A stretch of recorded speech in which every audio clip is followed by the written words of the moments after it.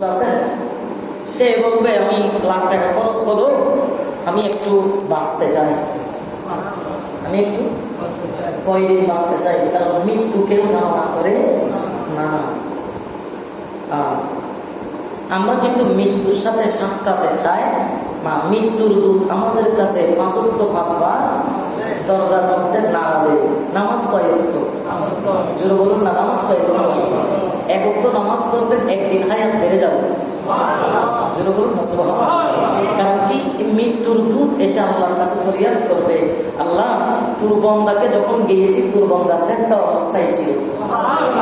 দরজায় আসে মানে মুয়াজ্জিনের আযান আল্লাহু আকবার যখন আওয়াজ হয়ে যায়, আল্লাহু আকবারের ধ্বনি যখন হয়ে যায়, মালাকুল মউত আপনার দরজায় এসে যায়। এই তুই তাড়াতাড়ি আল্লাহর ডাকে সাড়া দিয়ে মসজিদে যা, কারণ তোর মৃত্যু নামাজের পরে হতে পারে, আগে হতে পারে। আল্লাহ নির্দেশ করবে, আমি নিয়ে ফেলবো, তুই যা। তাড়াতাড়ি যাওয়ার জন্য, মসজিদের দিকে আসার জন্য, রাস্তা দেখানোর জন্য মালাকুল মউত আপনার পাশে আছে। যখন মুয়াজ্জিনের আযান হয়, তখন বান্দার অন্তর একটু করে নাড়া দেয়, একবার নামাজে গেলে ভালো হতো। একবার কয়বার? নামাজে গেলে ভালো হতো। এই ভালো হওয়া, এটা হলো ফেরেশতা আপনাকে পিছন দিক দিয়ে কি করতেছে? সহযোগিতা করতেছে। আমার আল্লাহর নিয়ামত পাওয়ার জন্য ফেরেশতা আপনার দিকে তাকিয়ে আছে। চলো বলুন না সুবহানাল্লাহ। কার নিয়ামত? আরো জোরে বলেন না। আমরা কিন্তু মালাকুল মউত, আমরা মৃত্যু কামনা করি না। আর আমার আল্লাহ সূরা জুমার মধ্যে বলতেছেন, ফাইজা লাকিতুমুল লাযিনা কাফারুনা কুল ইন্নাল মাউতাল্লাযী তাফিরুনা মিনহু ফাইন্নাহু মুলাকিকুম। আল্লাহু আকবার। আর যদি বলুন আল্লাহু আকবার। আমরা মৃত্যুর সাথে আমরা কখনো যেতে চাই না, মৃত্যু আমরা কামনা করি না।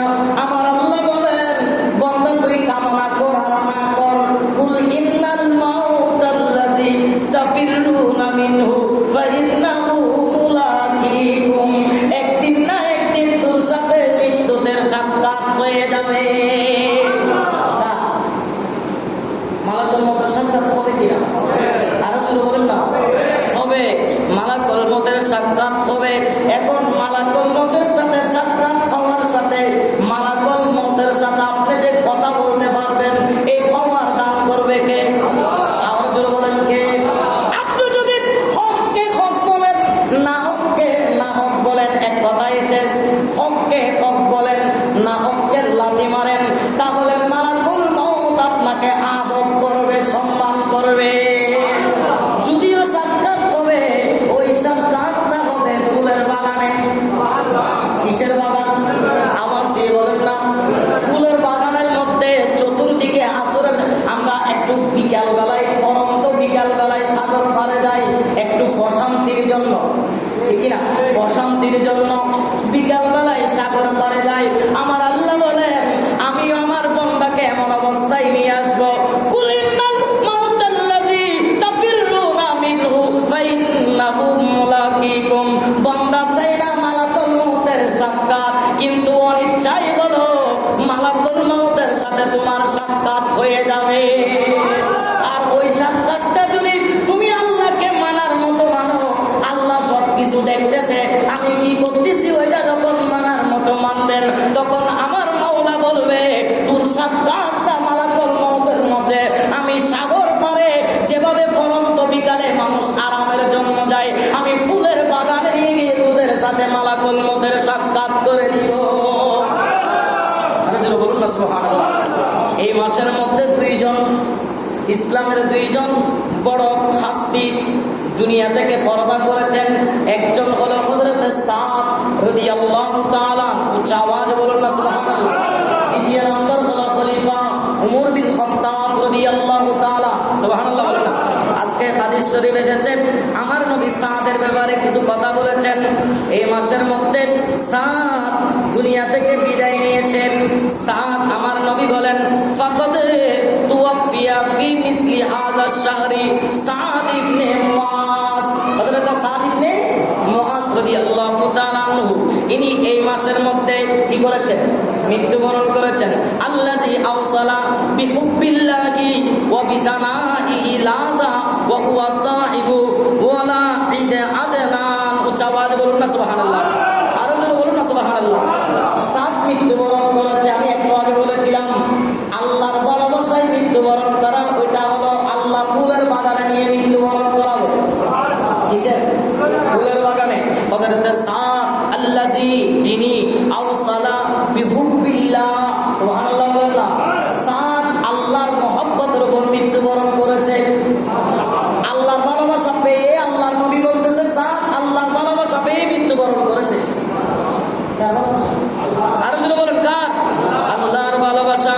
এবং আমার নবী এলান করেন সাদ যেমন তেমন ব্যক্তি নয়। আল্লাহ সাদকে, সাদ হলো আদনান বংশীয় লোক, যার আমার মাওলা বলেন আল্লাযী ইহতাজ্জা লিমাউতিহি আরশুর রহমান। সাদ যেদিন দুনিয়া থেকে পর্দা করেছে, আমার আল্লাহ আরশ তুলনার মতো দুলতেছে। ব্যক্তির জন্য আল্লাহ আরশ পর্যন্ত কান্না করে। যদি ব্যক্তিটা তেমন হয়, ব্যক্তিটা হওয়ার মতো হতে পারে, হযরত সাদ জন্য আমার নবী বলতেছে আল্লাযী ইহতাজ্জা লিমাউতিহি আরশুর রহমান, আমার আল্লাহ আরশ তুলনার মতো দুলতেছে, কান্না করতেছে সাদের মৃত্যুতে। আরো জোরে আল্লাহ, আমার নবী বলেন ওয়া ফুতিহাত লাহু আবওয়াবাস সামাই, আল্লাহ রহমতের, আসমানের রহমতের দরজাগুলো সাদের জন্য খুলে দেওয়া হয়েছে। কার জন্য? কথা বলেন না, কার জন্য? সাদের জন্য খুলে দেওয়া হয়েছে। ওয়া ফাদাল্লাহু আলাইহি নিয়ামান ওয়া কারামান মিনহা সাবউনা, এর মধ্যে সবচেয়ে বড় নিয়ামত হলো কি? একজন সাহাবায়ে কেরাম ইন্তেকাল করেছে, তার জন্য এগুলো নিয়ামত। দেখেন তিনি যখন মৃত্যুবরণ করেন ওয়াফাদাল্লাহু আলাইহি নিয়ামান, আমার নবী বলতেছেন সবচেয়ে বড় নিয়ামত হলো ওয়া কারামান মিনহা সাবউনা আলফাম মিনাল মালাইকা। সুবহানাল্লাহ বলেন না। আল্লাহ সাদের কাফন দাফনের জন্য, সাদের জানাজার জন্য আল্লাহ ৭০,০০০ ফেরেশতা পাঠিয়েছে। কয় হাজার? আওয়াজ দিয়ে বলো না, কয় হাজার? আলফাম মিনাল মালাইকাতি শাহিদু, এটাই বলে দিচ্ছেন এরা সাক্ষ্য দিবে কাল কিয়ামতের ময়দানে আমরা সাদের জানাজায় ছিলাম। সাদের জানাজায় ছিলাম, সাদের জানাজায় ছিলাম। ওয়া জানাজাতুহু মাআল কওম, উচ্চ আওয়াজে বলুন না সুবহানাল্লাহ। আল্লাহ সাদের, আল্লাহর নবী বলেন সাদ এমন একজন ব্যক্তি ছিল যার জন্য কাফন দাফন জানাজার জন্য আল্লাহ ফেরেশতা পাঠিয়েছে। পা দেখা যায়, মাথা দেখা, কথা বলেন না, পা দেখা যায়। আমাদের মতো সুন্দর সুন্দর পাঞ্জাবি করেছেন, সাহাবায়ে কেরাম মনে করেছেন এরা কোন মানুষ, কিন্তু গায়ের গঠন দেখা যায়, মাথা দেখা যায় না, মাথা দেখা যায় না। আচ্ছা, ওদিকে যাচ্ছি না। আমার নবী বলেন ওয়ালাম ইয়াকুম মিনহু আহাদুন নাযালা ইলাল আরদি ক্বাবলা যালিকাল ইয়াউম। চাওয়াজ বলুন সুবহানাল্লাহ। আমার নবী বলেন ওয়ালাম ইয়াকুম মিনহুম আহাদুন নাযালা ইলাল আরদি, ওই দিন এমন ওদা জোরে ও এমন ভাবে বৃষ্টি করেছে, এরকম নজিরবিহীন বৃষ্টি আর কোনোদিন হবে না। অনেকে আমরা মনে করি আমার বাবা মারা গিয়েছে, বৃষ্টি হচ্ছে, কবরে পানি হচ্ছে, আমরা অনেকে এগুলো কিছু ফার্ম দিয়ে এগুলো সেচ দেওয়ার ব্যবস্থা করি। আমার থেকে যেটা চোখে খারাপ লাগে, আল্লাহ থেকে এটা ভালো লাগে। সুবহানাল্লাহ। যদি কোনো মানুষ মারা যায়, যদি অদারে বৃষ্টি হয় আসমান থেকে, তাহলে মনে করবেন মানুষটা নেককার। এই আওয়াজ দিয়ে বলেন মানুষটা কি নেককার। এটাই আপনি আল্লাহর নবী বলেছেন ওয়ালাম ইয়াকুম মিনহুম আহাদুন নাযালা ইলাল আরদি ক্বাবলা যালিকাল ইয়াউম। আল্লাহর নবী বলতেন সাদ যখন মৃত্যুবরণ করেছে, মৃত্যুর পর থেকে এমন ভাবে আসমান থেকে বৃষ্টি হচ্ছে, এরকম বৃষ্টি আর কোনোদিন হতে দেখি না, আর কোনোদিন হতে দেখি নাই। আমরা মনে করতেছি আমরা এক গেলখানির মধ্যে আমার দাদাকে, বাকে, মাকে, বাবা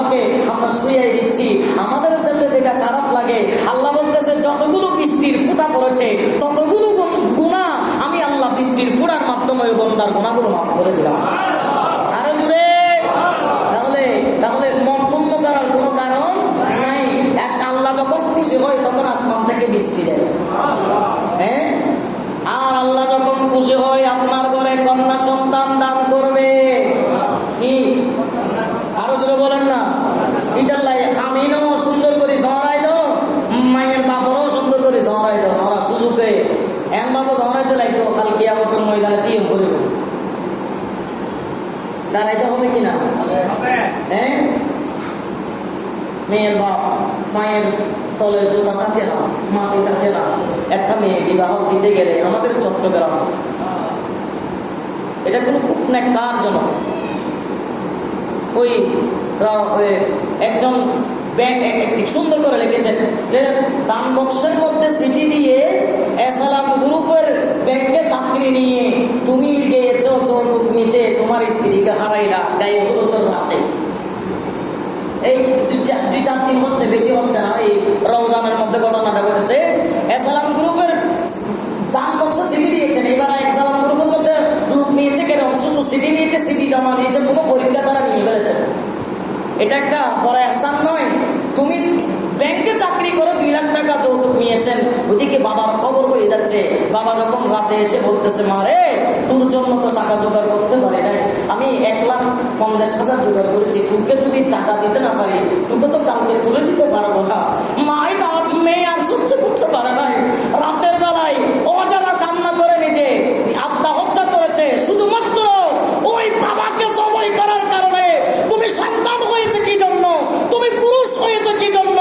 তুমি যদি তোমার স্ত্রীর বাবাকে জবাই করে দাও তো আর তোমার বিবাহ প্রত্যেকে সঠিক হবে। আজকে সমাজ থেকে যৌতুক প্রথা তুলতে হবে। আমরা তো যৌতুককে নিয়ামত মনে করি। যৌতুককে এগুলো কি? এখন যৌতুক নিয়ামত নয়, কিয়ামত।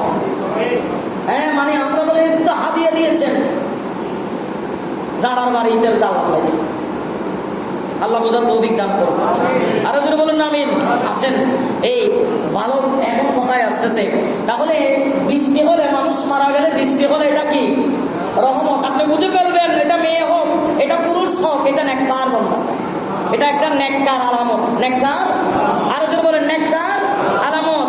আসেন, আমার নবী বলতেছেন, ওয়া নাযালান নাবিয়্য সাল্লাল্লাহু আলাইহি ওয়াসাল্লাম ইলা কবরিহি ওয়া সাম্মাহুল আবাদাস সালিহা। আল্লাহু আকবার। আমার নবী হযরত সাদের কবরে নেমেছেন, যার জন্য রহমতুল লিল আলামিন কবরে নেমে গিয়েছেন। মহব্বতের পাত্র হলে, ভালোবাসার পাত্র হলে তখন আপনি মসজিদের ইমামও কোথায় নেমে যায়, মসজিদের মুয়াজ্জিনও কোথায় নেমে যায়। যখন মসজিদের খতিব, মসজিদের ইমাম কোনো বন্দার জন্য কবরে নেমে যাবে, মনে করবেন এই বন্দাটা কোনো সাধারণ বন্দা ছিল না। হয়তো আপনার চোখে দেখেন নাই, কিন্তু ইমামের চোখে দেখেছেন, ঠিক কিনা? ইমামের চোখে কেন দেখবে? মুয়াজ্জিনের চোখে কেন দেখবে? মুয়াজ্জিন আসতেছেন সকালে নামাজের আযান দেওয়ার জন্য, দেখতেছেন ব্যক্তিটা বারান্দায় দাঁড়িয়ে তাহাজ্জুদের নামাজ আদায় করতেছে। সুবহানাল্লাহ। কিসের নামাজ? তাহাজ্জুদের নামাজ আদায় করতেছে। আর ইমাম কিভাবে চিনবে?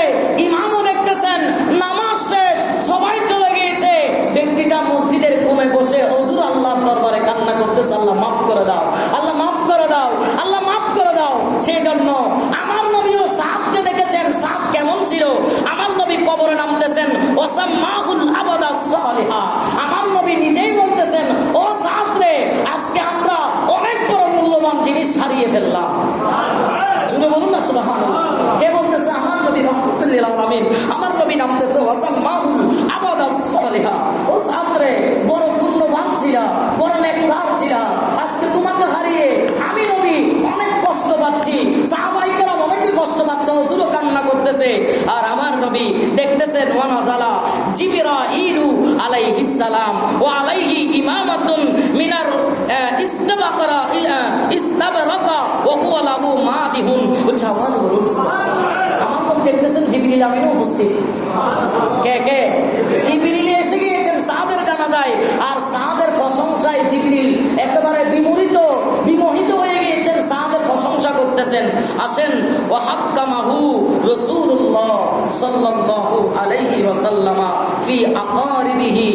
বানি কুরাইজাতাল কাফিরিন। উচ্চ আওয়াজে বলুন সুবহানাল্লাহ। আরো জোরে বলুন না সুবহানাল্লাহ।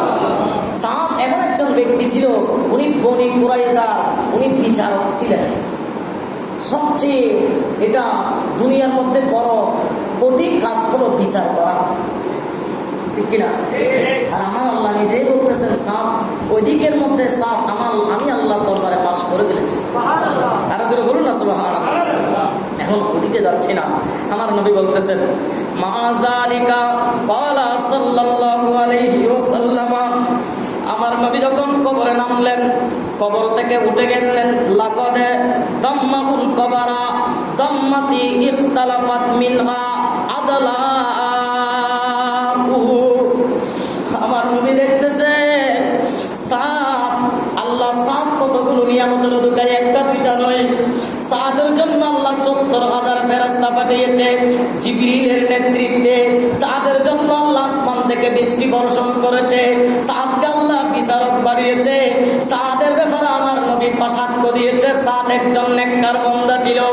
সাদ এসব কিছু হওয়ার পরও যার জন্য আসমান থেকে আল্লাহ ফেরেশতা পাঠিয়েছে, সাদের জানাজায় কাফনের মধ্যে ফেরেশতা ছিল। সাদ এত পুণ্যবান হওয়ার পরও আমার নবী যখন কবর থেকে উঠে গেলেন, লাকাদ দাম্মাহুল কবরা দাম্মাতি দাম্মাতি ইখতালাফা মিনহা আদলাহু। আমার নবী দেখতেছে সাদকে মাটি এমন ভাবে চাপ দিল, একটা হাড় এদিকে চলে গেল, আরেকটা ফাজর এদিকে চলে গেল, এই ফাজর এদিকে চলে গেল। আমার নবী বলতেছে ওয়াকাদাত তাফাররাকু মিনহা আবসারুহু। আসলটা তার কাছে নাই, এই হাতটা এদিকে চলে এসেছে, হাতটা এদিকে চলে গেল। আমার নবী বলেন ও আল্লাহ, যে সাদের জন্য তুমি আসমান থেকে ফেরেশতা পাঠাইলা, যে সাদের জন্য আসমান থেকে বৃষ্টি দিলা, এই সাদের অবস্থা এমন হলে আমি নবীর উম্মতের অবস্থা কেমন হবে? কাটায়েছ জিন্দেগি, কি করেছ বন্দেগি, হিসাবে হবে কেদিন মৃত্যুর পরে অন্ধকার কবরে রাখবে যেই দিন। সবাই কাটায়েছ জিন্দেগি, কি করেছ বন্দেগি, হিসাবে হবে কেদিন মৃত্যুর পরে অন্ধকার কবরে রাখবে যেই দিন। আল্লাহু আকবার বলেন, আরো জোরে বলেন আল্লাহু আকবার। কষ্টর কবর শান্তি পাবে প্রশস্ত চারদিক, হও যদি দয়াল নবীর সত্যিকারের আশিক। কষ্টর কবর শান্তি পাবে প্রশস্ত চারদিক, হও যদি দয়াল নবীর সত্যিকারের আশিক। সহজের চেয়েও সহজ, সহজের চেয়েও সহজ হবে যত কঠিন মৃত্যুর পরে অন্ধকার কবরে রাখবে যেই দিন। আল্লাহু আকবার। আরো জোরে। আমার নবী ওয়াহাজিন আলাইহিন নবিয়্যা সাল্লাল্লাহু আলাইহি ওয়াসাল্লাম, আমার নবী চিন্তায় পড়ে গেলেন। হুসনান শাদীদান, এত কঠোর অবস্থা হলো, যার জন্য আল্লাহ এত নিয়ামত দিল, তার কবর যদি এমন অবস্থা হয় আমাদের অবস্থা কেমন হবে? আর চিন্তা করতেছে। আর আমার নবী বলে মিম্বাদু ওয়াকালা লাউনা জাহাদুন মিন দাম্মাতিন। ও আমার সাহাবায়ে কেরাম, তোমার ভাইয়ের জন্য তোমরা যেটা পারো সেটা করো। আরো জোরে। অনেকে বলে কবরস্থানে কিছু করা যাবে না, কবর জিয়ারত বলতে কিছু নাই। আল্লাহর নবী যখন সাদের অবস্থা হুসনান শাদীদান, যখন কঠিন অবস্থা দেখলো, সাহাবায়ে কেরামকে বলল কেউ যদি সূরা ইয়াসিন পারো করো, কেউ যদি সূরা মুলুক পারে করো। বলুন না সুবহানাল্লাহ। কেউ যদি সূরা মুলুক পারো করো, বলে কি হবে? আমার নবী কতক্ষণ পরে যখন সাহাবায়ে কেরাম আমার নবী দুই চোখের পানি ছেড়ে দিয়ে আমার নবীও কি জানি তেলাওয়াত করতেছে সাদের জন্য। আরো জোরে বলুন না সুবহানাল্লাহ। আমার নবী সাহাবায়ে কেরাম নিয়ে হাত তুলে দিলেন, হাত তুলে মুখটা মালিশ করে একটা মুস্কি হাসি দিলেন। সিদ্দিক আকবর আমার নবীকে জিজ্ঞাসা করলেন, ইয়া রাসূলুল্লাহ, ইয়া হাবিবাল্লাহ, ফাদাকা আবি ওয়া উম্মি, ইয়া রাসূলুল্লাহ, আমি তো বুঝলাম না, এতক্ষণ আপনি ক্রন্দন করেছেন, অশ্রু ছেড়েছেন, এখন আবার আপনি একটু করে মুস্কি হাসলেন। তখন আমার নবী উত্তর দেয়, যখন আমি সাদের অবস্থা কঠিন দেখলাম, আর তোমরা যখন সাদের জন্য কোরআনের তেলাওয়াত শুরু করে দিয়েছো, কোরআন তো যেমন তেমন বাণী নয়, এটা আল্লাহর কিতাব, এটা কবরও চলবে, জাহান্নামও চলবে, জান্নাতও চলবে। চলবে কিনা? আরো বলেন চলবে কিনা? এই কোরআন যখন তোমরা তেলাওয়াত শুরু করে দিয়েছো কবরস্থানের পাশে, আল্লাহ শুধু সাদকে নয়, সাদের আশেপাশে যত কবর আছে সকলকে আল্লাহ মুহূর্তের মধ্যে মাফ করে দিয়েছে। কোরআন চলবে কিনা? কবর জিয়ারত করে কে কি নাচানাচি করে না গানাগানি করে, নাকি সূরা ফাতিহা পড়ে? শুরু বলেন না, কি করে? সূরা ফাতিহা। মাওলা আলী বলতেছেন, সূরা ফাতিহা নাজিল করে আল্লাহ যদি 15 পারা নাজিল না করতো সার্থক। মানে সূরা ফাতিহার মধ্যে এত নিয়ামত আছে, আছে কিনা? আরো শুরু বলেন। অনেকে অ্যাক্সিডেন্ট করে, বলে তোমরা ইহদিনাস সিরাতাল মুস্তাকিমে চলো। আচ্ছা, ইহদিনাস সিরাতাল মুস্তাকিম এটা কি? আমরা বলি সরল সঠিক পথ, সহজ পথ। তো এইটা আবার কি? আল্লাহ আবার কোরআন দিয়ে ভেঙে দিচ্ছেন। সূরা ইয়াসিনের পরের সূরা আল্লাহ বলতেছেন, ওয়া ইন্নাকা লাতাহদি ইলা সিরাতিন মুস্তাকিম। আল্লাহু আকবার। আল্লাহ বলতেছে ইহদিনাস সিরাতাল মুস্তাকিম হলো আমার নবী। ইহদিনাস সিরাতাল মুস্তাকিম কি? কেন ইহদিনাস সিরাতাল মুস্তাকিম হবে না? বদরের যুদ্ধের লাইন ঠিক করতেছে, কি ঠিক করতেছে? আল বেদায় আমার নাহা কিতাবের মধ্যে এসেছেন, মুজহাতুল মাজালিস কিতাবের মধ্যে এসেছেন, 119 পৃষ্ঠার মধ্যে আমার নবী বদরের লাইন ঠিক করতেছে, যুদ্ধের লাইন। কিসের? লাইন একটু আঁকা বাঁকা হয়েছে, এলোমেলো হয়েছে, আমার নবী পিছনের দিকে চলে গিয়েছেন। হাতে একটা লাঠি ছিল, লাঠি দিয়ে হযরত সাউদ রাদিয়াল্লাহু তাআলা একটা গুঁতো দিলেন পিছনের দিকে। সাউদ একটু ব্যথা পেয়েছেন, ব্যথা পেয়ে সামনে চলে গিয়েছেন। আল্লাহর নবী যখন পুরো সাদের সামনে এসেছেন, তখন আল্লাহর নবীকে সাদ বলতেছে, আনসাবতা ইয়া নবী। আরো জোরে বলুন না সুবহানাল্লাহ। ইয়া রাসূলুল্লাহ, আপনি আমার উপর ইনসাফ করেন না। বলে কেন? বলে আপনি হলেন ন্যায় বিচারক, আপনি হলেন রাষ্ট্রনায়ক, আপনি ন্যায় বিচারক, আমার উপর আপনি ইনসাফ করেন নাই, ন্যায় বিচার করেন নাই। আপনি সবাইকে মুখে দাঁড়াইতে বলেছেন, আর আমাকে গুতা মেরেছেন। কি মেরেছেন? আরো জোরে বলুন না। ইয়া রাসূলুল্লাহ, এটার বিচার চাই। সাহাবায়ে কেরাম 313 জন সাহাবী দাঁড়িয়ে আছে, আমার নবী 2 চোখের পানি ছেড়ে দিয়েছেন। ফারুক আজম রাগান্বিত হয়ে গিয়েছেন, এই সাউদ তুমি কি বলতেছো, কার সামনে কি বলতেছো? সাউদ বলে, ফারুক আজম তুমি এই ব্যাপারে নাক গালাবা না, তুমি এই ব্যাপারে কথা বলবে না, আমার সাথে আমার রাসূলের কথা হচ্ছে। কেমন ন্যায় বিচারক, কেমন ইনসাফ ব্যক্তি আমার নবী ছিলেন। ওয়া ইন্নাকা লাতাহদি ইলা সিরাতিল মুস্তাকিম, কেমন ইহদিনাস সিরাতাল মুস্তাকিম ছিলেন। আল্লাহ তো ইহদিনাস সিরাতাল মুস্তাকিম না, আল্লাহ বলেছেন সঠিক সরল পথের মধ্যে চলো। আর আল্লাহ নিজেই বলেছেন, ওয়া ইন্নাকা লাতাহদি, আমি তোদেরকে দেখিয়ে দিচ্ছি, ইলা সিরাতিল মুস্তাকিম, আমার নবীর পথ তোদের জন্য ইহদিনাস সিরাতাল মুস্তাকিম। আমার নবী যখন হযরত সাউদ রাদিয়াল্লাহু তাআলা আমার নবীকে বললেন, ইয়া রাসূলুল্লাহ, আমি বিচার চাই। বলে কি বিচার এখন লাগবে? বলে এখনই লাগবে। আমার নবীর হাতের লাঠিটা হযরতে সাউদ রাদিয়াল্লাহু তাআলার হাতে দিয়ে দিলেন। আমার নবী, সবাই সাহাবায়ে কেরাম, সিদ্দিক আকবর সাউদের দিকে তাকিয়ে আছে, ফারুক আজম সাউদের দিকে তাকিয়ে আছে, হযরত উমর বিন খাত্তাব সাউদের দিকে তাকিয়ে আছে। বেলাল ওজুরে কান্না করতেছে, সাউদ তুমি এটা কি করলা, এটা কি করলা? আল্লাহর নবীর এই নবুয়তের মিম্বরের হার লাঠিটা তুমি নিয়ে ফেললা, তুমি নিয়ে ফেললা। সাউদ ছিলেন, সাউদ নিয়ে, সাউদ কিন্তু কোনো আওয়াজ নাই, না হাসি না কান্না, কিছু নাই, সাউদ কম্পন অবস্থায় আছে। আল্লাহর নবী ফির সামনের কেবলামুখী হলেন। আস্তে আস্তে আল্লাহর নবী ফিট থেকে জুব্বা মুবারক তুলতেছেন, তুলতে তুলতে যখন এতটুকু তুললো, সাদ আল্লাহর নবীর হাতে লাঠিটা ধরিয়ে দিয়ে আল্লাহর নবীর কাঁধের মধ্যে যে মুহুরে নবুয়ত আছে, হযরত সাদ তাড়াতাড়ি গিয়ে নবুয়তের মধ্যে একটা সুমা দিয়ে দিলেন। উচ্চ আওয়াজে বলুন সুবহানাল্লাহ। সুমা যখন দিলেন, সবাই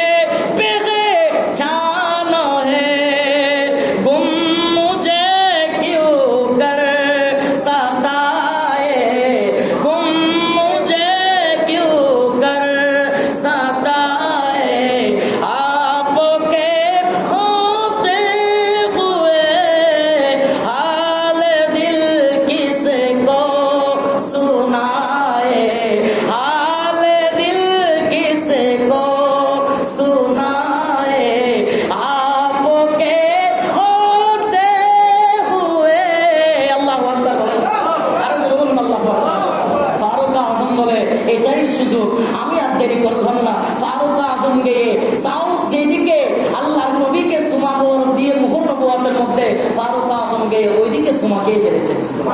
ফারুক আজম থেকে দেখে 313 জন সাহাবী সবাই সাউদকে সুমা দেওয়া শুরু করেছে। সাউদ, আমরা তো মনে করেছিলাম তুমি অন্য কিছু করবা, তুমি আল্লাহ রাসূলকে খোদা দিবা। নয় নয়, তুমি সুযোগে সব ব্যবহার করে ফেলেছো। এটা হলো সাহাবায়ে কেরামের আদর্শ। আর আমার নবীর ইনসাফ, আমার নবীর কথা বলেন, আমার নবীর ইনসাফ। আল্লাহ বুঝান তৌফিক দান করুন। আল্লাহ বলতেছেন সুম্মাস্তাওয়া আলাল আরশ ইদাব্বিরুল আমরা। আল্লাহ বলতেছে কে আছো আমাকে সুপারিশ করবা। মামিন শাফিঈন, মামিন আল্লাহ ব্যতীত কেউ সুপারিশ করতে, যে আল্লাহকে আল্লাহ সুপারিশ করবে? অনেকে এটা বলে, এই যে আয়াতুল কুরসির মধ্যে আছে মানজাল্লাযী ইয়াশফাউ, আল্লাহ ছাড়া কেউ সুপারিশ করবে না। কিরে, আল্লাহ কি আল্লাহর জন্য সুপারিশ করবে?